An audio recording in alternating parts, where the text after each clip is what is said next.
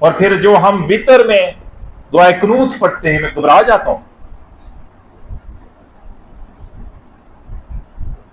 اتنے بڑے بڑے اللہ سے وعدے کرتے ہیں، اللہ نستعینک ونستغفرک ونؤمن بک ونتوکل، اور اتنے بڑے بڑے وعدے، اور ان وعدوں کے خلاف کرتے ہیں.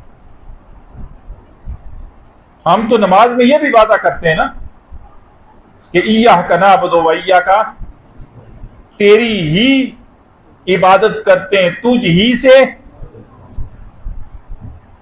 نماز میں ہم اللہ کی عبادت کر رہے ہوتے ہیں، اللہ سے مدد مانگتے ہیں، اقرار بھی کرتے ہیں، اور باہر آ کے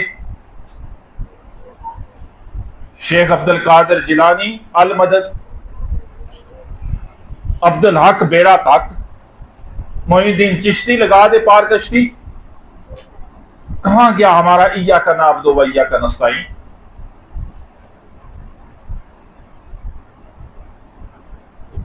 اتنی دو نمبری.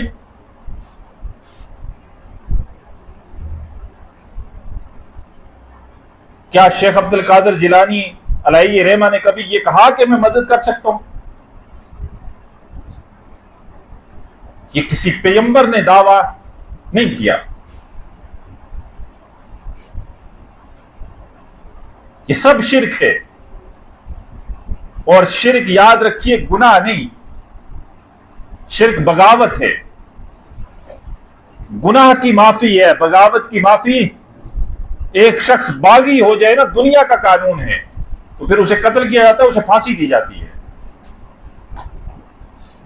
گناہ کی معافی ہے اللہ کے ہاں، باغی کی معافی جو بغاوت کر دے، شرک بغاوت ہے.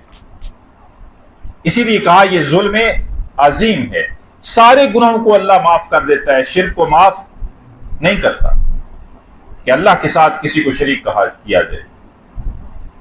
یہ کہا جائے کہ اللہ کے علاوہ بھی کوئی غوث ہے، معاذ اللہ، اللہ کے علاوہ بھی کوئی دستگیر ہے، معاذ اللہ. کوئی دستگیر نہیں ہے سوائے کس کے؟ کوئی مشکل کشا نہیں ہے سوائے کس کے؟ کوئی حاجت روا نہیں ہے سوائے کس کے؟ کوئی غوث نہیں ہے سوائے کس کے؟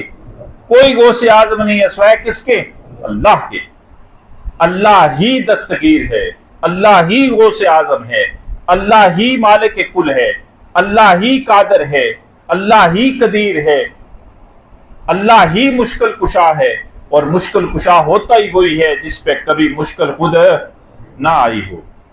حاجت روا ہوتا ہی وہ ہے جو کبھی خود اپنی حاجتوں سے بری ہو، جس پہ کبھی کوئی حاجت نہ آئی ہو.